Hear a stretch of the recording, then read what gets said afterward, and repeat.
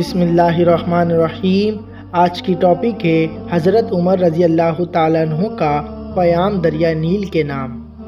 مصر میں زمانہ جاہلیت سے یہ دستور چلا آ رہا تھا، جب بھی دریائے نیل ٹھہر جاتا تو ایک حسن اور خوبصورت لڑکی کو قتل کر کے دریا کے حوالے کر دیا جاتا تو دریائے نیل پر پھر حسب معمول چل پڑتا۔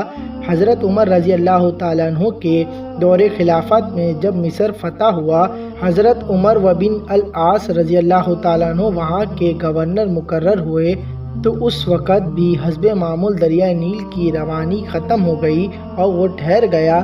اس موقع پر حضرت عمر بن العاص رضی اللہ تعالیٰ عنہ سے لوگوں نے اس دستور کا ذکر کر کے اس کے مطابق عمل کی اجازت چاہی۔ حضرت عمر بن العاص رضی اللہ تعالیٰ عنہ نے فرمایا کہ یہ جاہلیت کا رسم ہے، ہم ایسا نہیں کریں گے، البتہ امیر المومنین حضرت عمر رضی اللہ تعالیٰ عنہ سے میں مشورہ کروں گا۔ چنانچہ حضرت عمر بن العاص رضی اللہ تعالیٰ عنہ نے امیر المومنین کو خط لکھا اور اس واقعے کی پوری تفصیل بیان کر کے مشورہ چاہا۔ امیر المومنین حضرت عمر رضی اللہ تعالیٰ عنہ نے اس کے جواب میں دریا نیل کے نام ایک چٹھی روانہ فرمائی اور حضرت عمر بن العاص رضی اللہ تعالیٰ عنہ کو لکھا کہ وہ چٹھی دریا نیل میں ڈال دے۔